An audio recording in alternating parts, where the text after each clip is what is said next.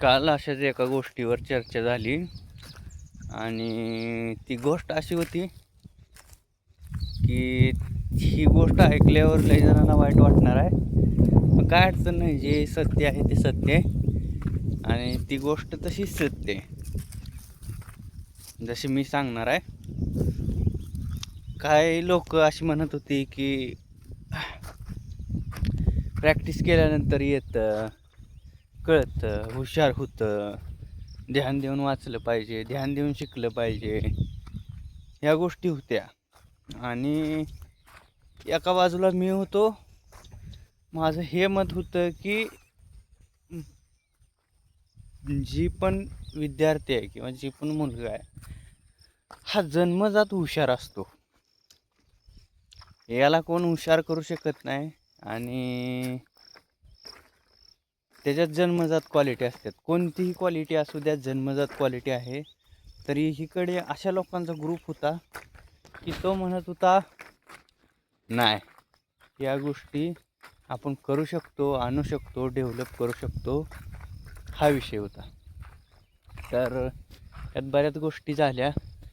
तर माझं मत हे आहे की मुलगा जन्मजात हुशार पाहिजे. आणि तर त्यांचं म्हणणं होतं की मग त्यासाठी ठीक आहे, जन्मजात हुशार जर असलं तर तुम्ही त्याला शिक्षण नाही दिलं, त्याच्यावर पैसे नाही खर्च केले, हे केलं ते केलं, तर तो मोठा होईल का? त्याला जमेल का सगळं? तर माझं यावरती असं मत आहे की ज्या बेसिक गरजा आहेत त्या, म्हणजे ज्यावेळेस शिक्षण अस्तित्वातच नव्हतं त्यावेळेस शिक्षणाचा विषय येत नव्हता. बघायला गेलं तर 1950 किंवा 1960च्या आसपासपासून शिक्षण चालू झालं. त्याच्या अगोदर काय शिक्षण नव्हतं. होतं पण स्पेशलायझेशन होतं. थोडा आध्यात्मिक पार्ट आणि बाकीच्या गोष्टी थोड्या होत्या, फार नव्हतं. त्यावेळेस काय लोक म्हणजे अशी पूर्ण फेल गेलेली नव्हती. त्यावेळेसची संस्कृती, त्यावेळेसचं जे विचार आणि त्यावेळेसचं जे आचरण होतं, घरांना दारसुद्धा नव्हती त्यावेळेस, ते वेगळं होतं. आणि आत्ताचं वेगळं आहे. मी काय म्हणतो, आत्ताच्या काळात शिक्षण आलं, ए आय आलं, कम्प्युटर आलं, बाकी सगळ्या गोष्टी आल्या, पण सगळ्यांना बेस सेम असला पाहिजे. सगळ्यांना एक बेसिक शिक्षण मिळालंच पाहिजे. एखाद्याला तुम्ही एखादी गोष्ट नाही देणार आणि तिथं त्याला त्याची क्वालिटी चेक करणार, त्या गोष्टी होत नाही त्या. तर बेसिक आत्ताच्या काळात काय आहे, मागल्या 20, 25, 30, 40 वर्षाच्या पूर्वी काय होतं, प्रायमरी एज्युकेशन बेसिक होतं. तर ते प्रायमरी एज्युकेशन देणं त्यांना गरजेचं आहे. आताच्या काळात काय आहे, हायर एज्युकेशन आणि ग्रॅज्युएशन नॉर्मल ठीक आहे, एवढं गरजेचं आहे. माझं मत असं आहे की एखादा जन्मजात मुलगा हुशार असला, त्याच्याकडं नॉर्मल ही बेसिक गोष्टी असल्या, तर त्याला सांगायला लागत नाही. त्याला कोण असं क्रेडिट घेऊ शकत नाही की बाबा यावरती मी संस्कार केले. आणि संस्काराचा राहिला विषय, संस्कारसुद्धा जन्मजात असतात. मी म्हणतोय की संस्कार हे जन्मजात असतात. काही लोकांचं ग्रुपचं म्हणणं होतं की जन्मजात संस्कार नसतात, असं आहे. ही गोष्ट सत्य आहे की संस्कार जन्मजात असतात. संस्कार परत डेव्हलप करता येत नाही. प्रत्येकाची कॅपॅसिटी, प्रत्येकाची ऐकून घेण्याची ही सगळी कॅपॅसिटी ही जन्मजात मुलाला डेव्हलप झालेली असते. जन्मजात डेव्हलप म्हणण्यापेक्षा जन्मजात आलेली असते. तर त्या माणसाने मला बाबासाहेब आंबेडकरांचं उदाहरण सांगितलं. तर ते म्हणाले की बाबासाहेब आंबेडकर असे म्हणाले होते की शिक्षण हे वाघिणीचं दूध आहे आणि ते प्यायल्यावर तो माणूस डरकणार. हां, ठीक आहे म्हणलं, ते वाक्य असू शकतं.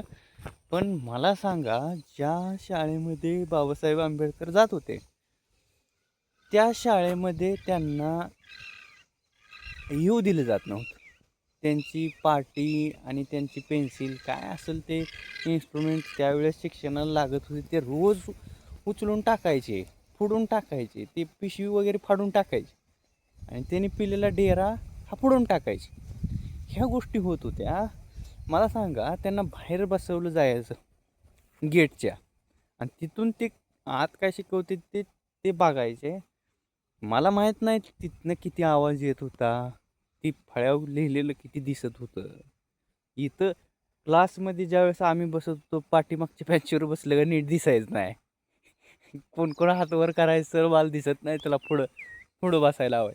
मग मला सांगा, त्या शाळेमध्ये ब्राह्मण होते सगळे लोक, ब्राह्मण मुलं होती सगळी, ज्यांच्याकडे हजारो एकर शेती आहे, ज्यांच्याकडे सगळे ऐशोआराम आहे, तो वाडा आहे मोठा एकदम, लाईटची वगैरे सोय किंवा नसली तरी एकदम क्वालिटी दिवे, अशी सोय आहे त्यांच्याकडे. आणि त्या लोकांचं नंतर इतिहासात नाव आलं नाही, त्यांनी कॉन्स्टिट्यूशन तयार केलं नाही. लक्षात आलं का?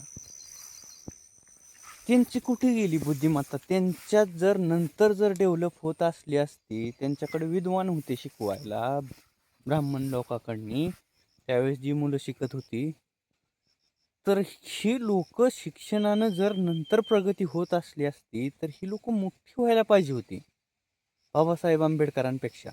बाबासाहेब आंबेडकरांचं नाव एवढं मोठं का झालं, त्यांनी एवढी मोठी प्रगती का केली, तर ह्याचं एकमेव आणि एकमेव कारण आहे की बाबासाहेब आंबेडकर हे जन्मतः हुशार होते. हां, ते शाळेला गेले, त्यांनी शिकलं, हा भाग वेगळा. आणि ते कसे शिकले, त्यांना कोणी शिकवलं, त्यांच्या आईबापांनी किती त्यांना शिकण्यासाठी फोर्स केला, अभ्यास करण्यासाठी फोर्स केला, या गोष्टी गौण असतात. ती अभ्यास करण्याची कॅपॅसिटी, विचार करण्याची कॅपॅसिटी, ती सुद्धा जन्मतः तयार होती, जन्मतः असते ती. परत मी कितीतर वेळा बघितलं आहे, शाळेत हुशार मुलं पण असतात, शाळेत ढ मुलं पण असतात, पाठीमागं बसणारी मतिमंद पण असतात. मतिमंद मुलांना कितीही सांगितलं आणि काहीच सांगितलं नॉर्मल शाळेत, त्यांना स्पेशल ट्रीटमेंटचं बोलत नाही मी, नॉर्मल शाळेत सांगितलं, मी सांगून बघितलंय काय काय मुलांना लक्षात येत नाही, लक्षात येत नाही त्यांना. ॲज कम्पेअर टू जी पोरं जन्मजात हुशार असते, ती एकदा सांगितलं का त्यांच्या कळतं आणि लक्षात राहतं. मग कमी हुशार आहे किंवा कमी जास्त हुशार आहे, यामध्ये त्या मुलाचं स्पेशल मतिमंदाचं प्रमाण कमी जास्त असतं ना.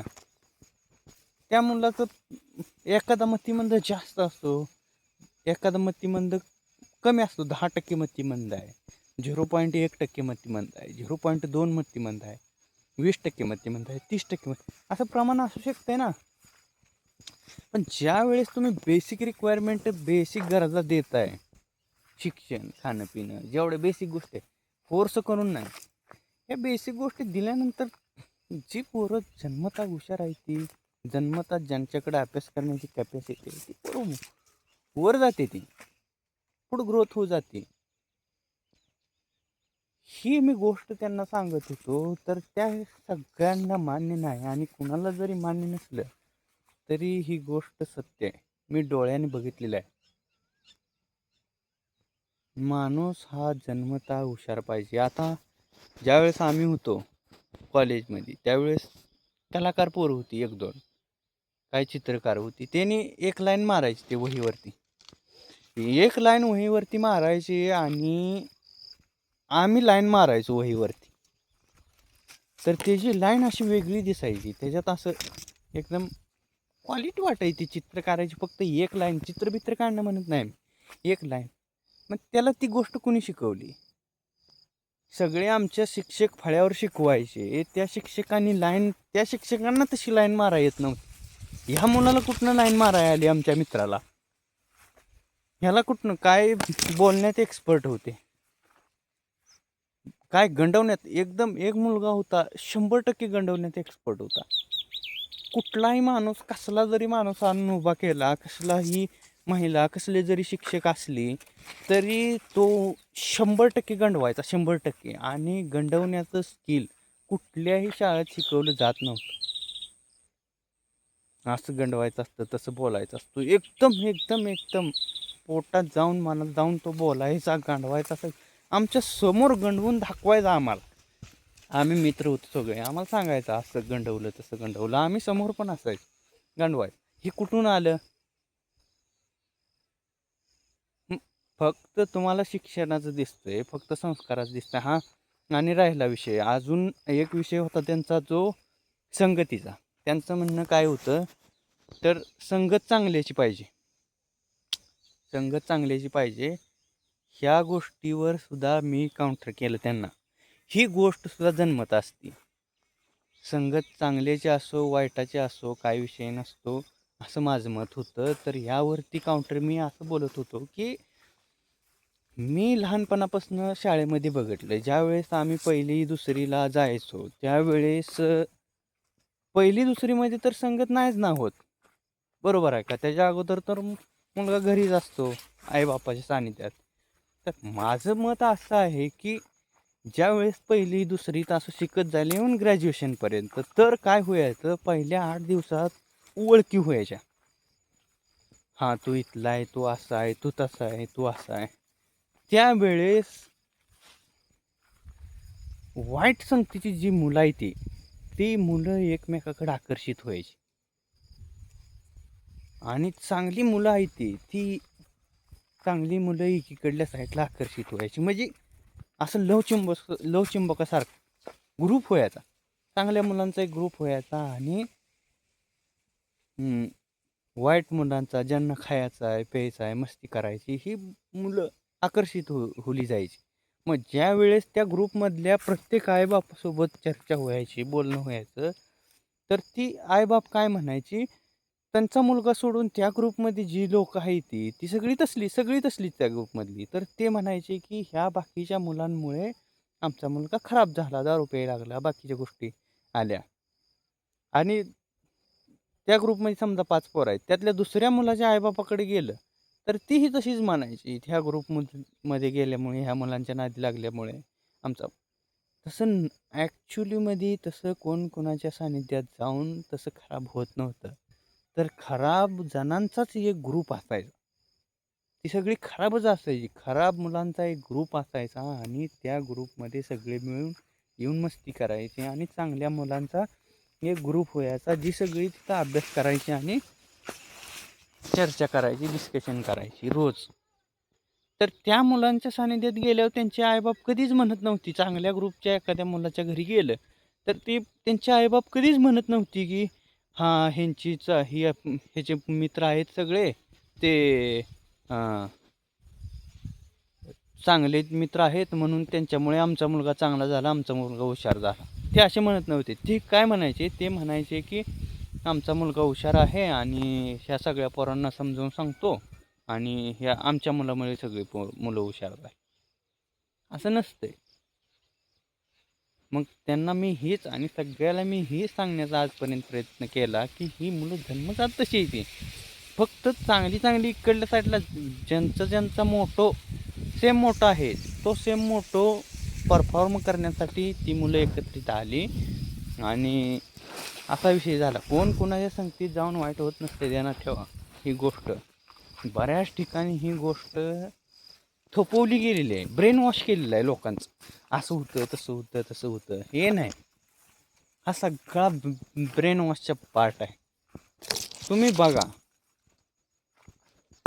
जरी यामध्ये पण मी बोललेले काही गोष्टी लोकांना वाईट वाटू शकतात, पण त्याला नाही काय करू शकत. जी डोळ्यानं बघितले ते बघितले. अजून बऱ्याच गोष्टी आहेत त्या परत सांगेन मी, एकात कवर होत नाही. धन्यवाद.